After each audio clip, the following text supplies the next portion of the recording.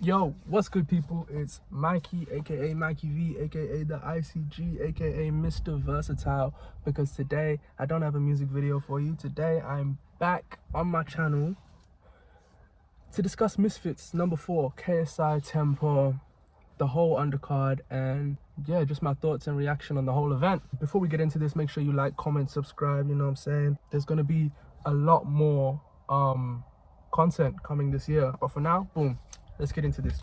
Cool. Starting at the bottom of the card, Anthony Taylor versus Idris Virgo. I don't know. I doubted Idris Virgo. I thought that Pretty Boy, you know, he's done it before.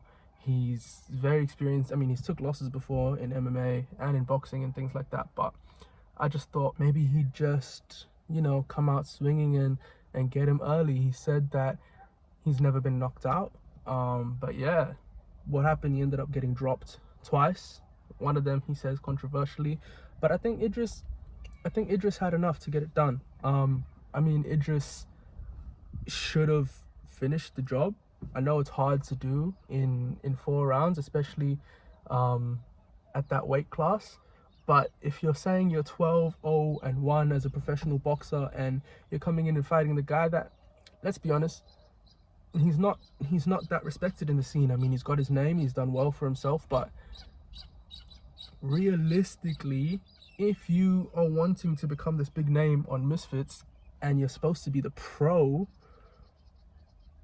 I mean, both of the pros that Misfits brought in, Hasim, Idris, not really putting on the performances that we wanted to see from him.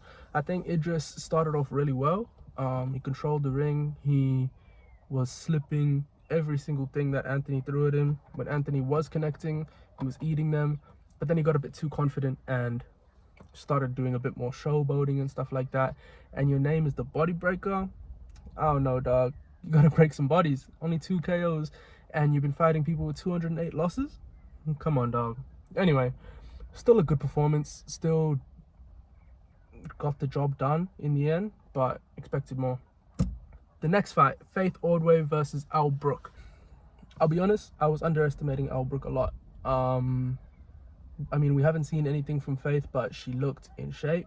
She looked composed, calm, the whole press week. She was doing everything that she needed to do, you know, just remaining relaxed and just saying, you know, I disagree, we'll see.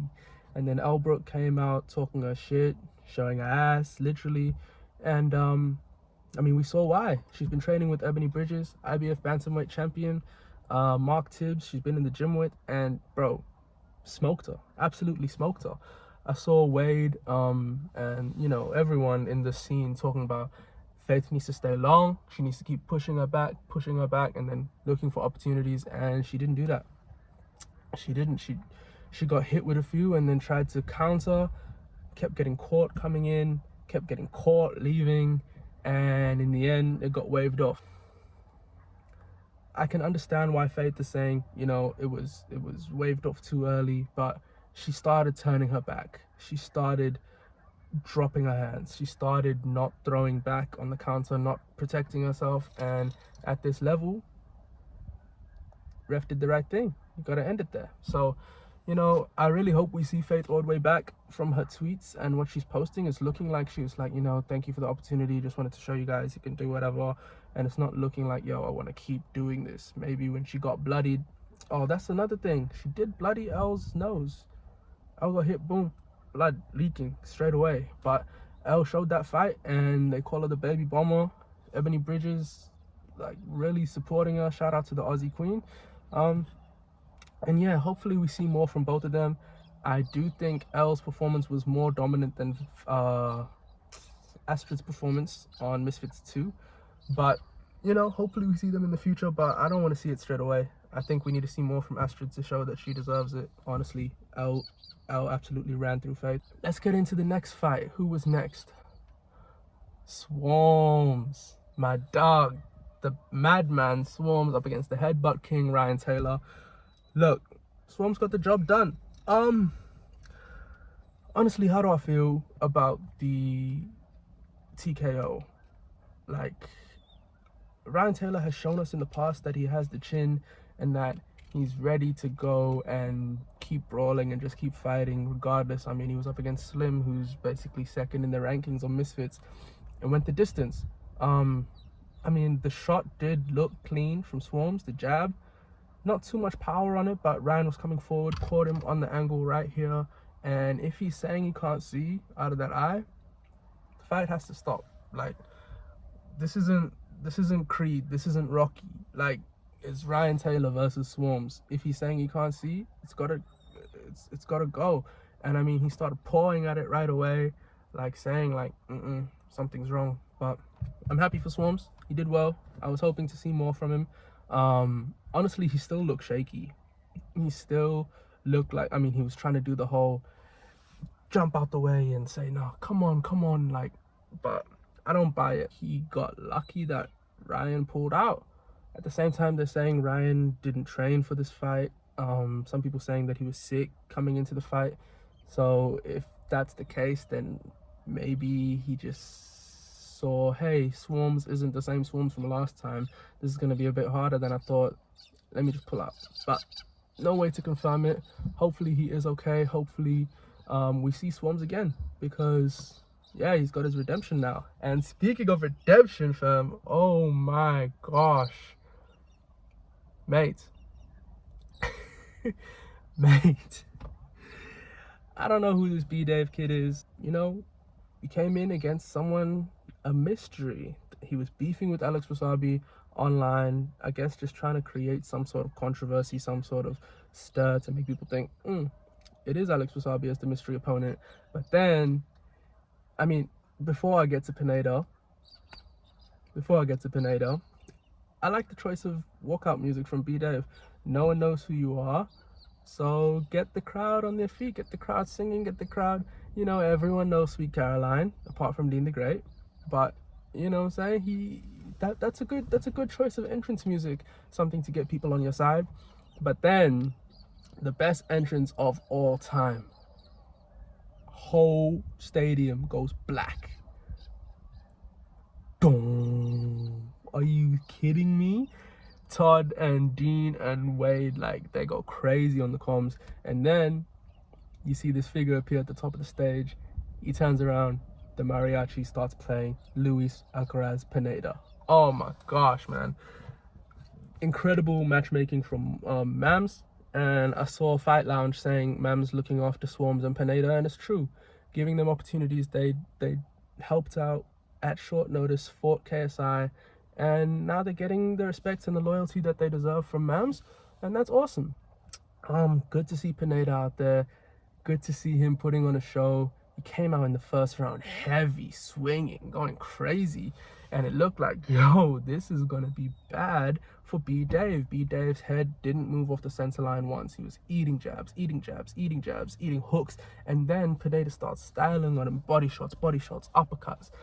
BDave's chin, to be fair to him, he stayed in there, and second round he came back because Pineda didn't expect him to still be there in the second round, and he came back, you know, showed some skill. Third round, Pineda spits out his guard. So he's still, Pineda's the king of complaints, the king of knowing how to buy himself some time. He won the fight easily, but I mean, that was still shaky from him. Once again, pro boxer coming across to crossover boxing and getting shown up by influences. Pineda though, so happy for him, well done, did well. Let's move on to my favorite fight of the night. I'm not even gonna lie to you. Josh Brueckner, Salt Papi. I always have a little bit of doubt when it comes to Salt Papi that, you know, because we haven't seen it. But like he was saying all week, you only see what I want you to see. And bro, he came out looking so confident, calm, composed, and then boom, just pulling with him. I mean, sorry, southpaw. So pulling with him. And then Josh, he didn't know what to do with it. Like, we've seen Salt Papi before. He's calm, he's composed, he's gonna let you go for a bit and then he's gonna eat you. And I feel like Josh could have prepared better for it, because there was no creativity when he was trying to come inside and get close to him. You are the tall one, you are the one with the reach, and you are the one struggling to close the distance? He was throwing combinations like just jab, jab, cross, jab, jab, cross. And it's like, brother, this isn't working. It was looking like video game combinations. Like, he hit these 3 buttons and it did the same thing every time. And every single time, none of them are landing. He's not even hitting Salt Papi's like guard. And I was like, come on, bro. I think, honestly, calls himself the boogeyman. That wasn't good enough, man. That was not good enough to make people say, hey, I need to be scared of Josh Brueckner anymore. Like, Salt Papi came up in weight to him.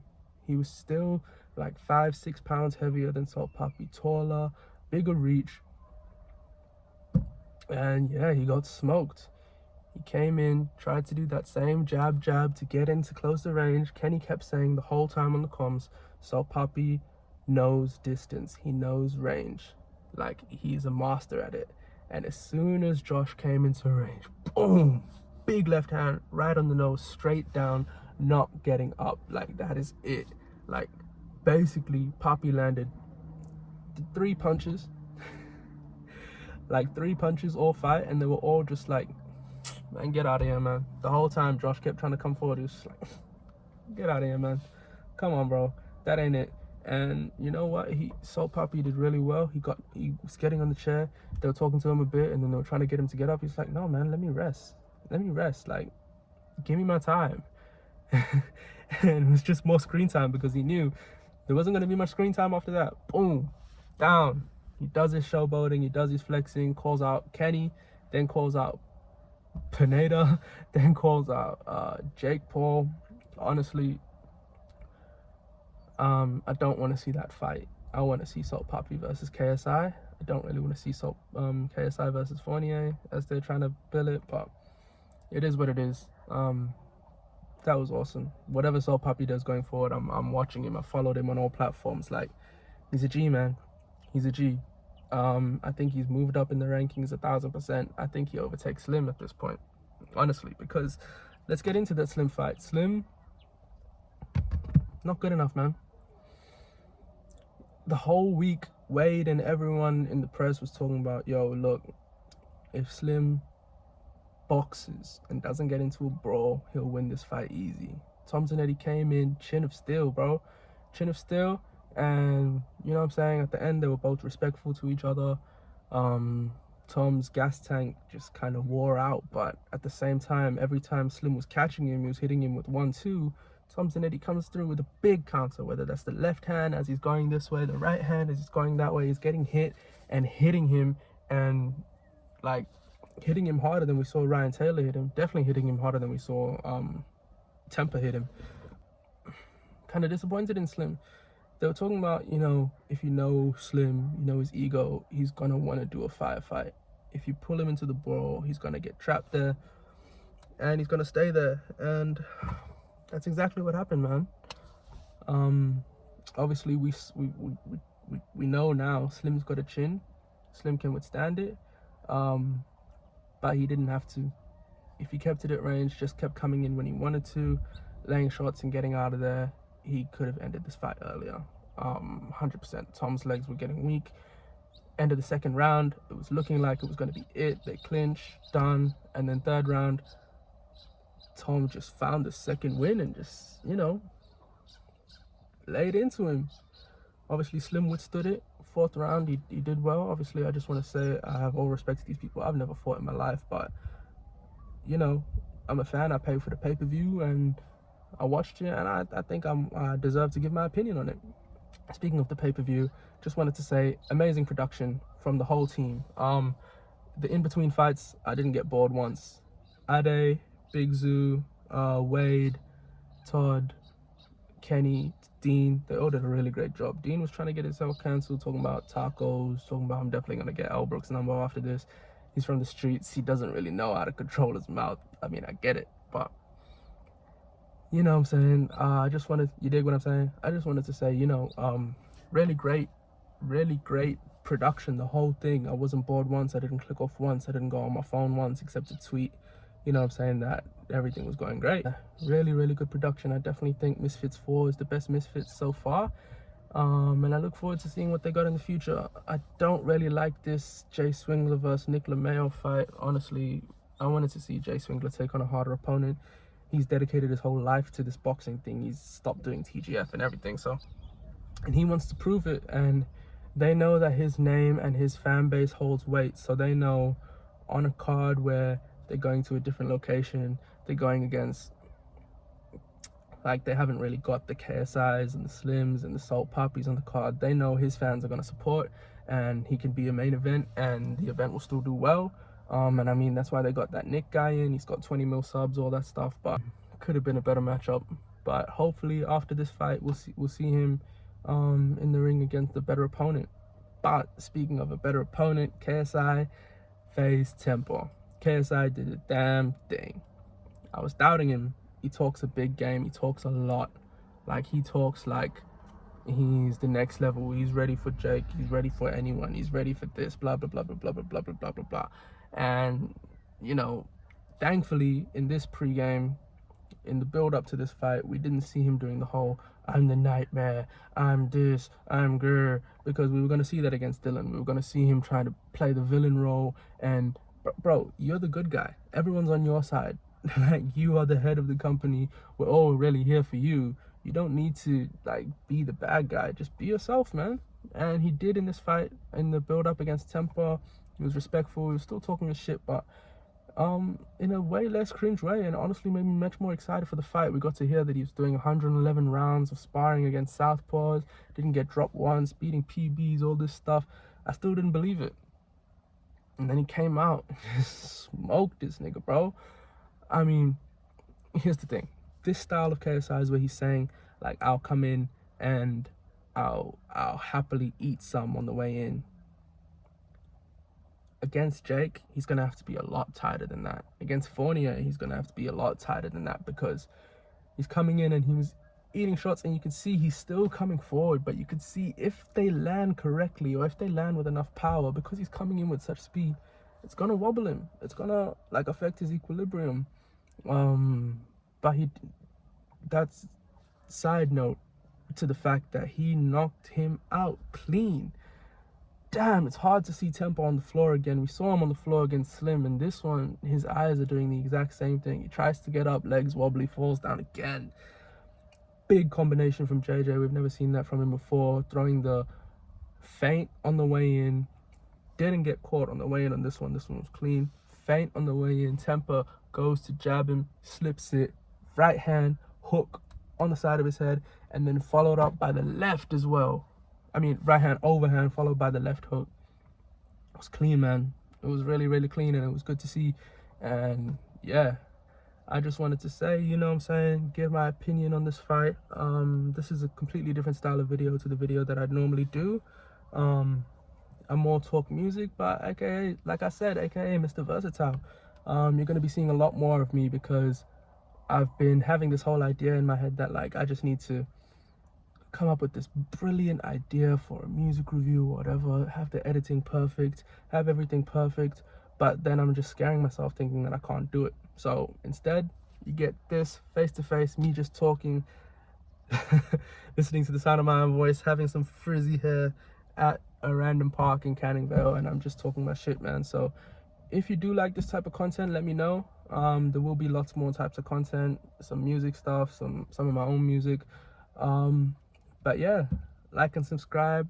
Shout out to everyone. Shout out to Misfits, Mams, the Silent Brothers, whoever's involved behind the scenes.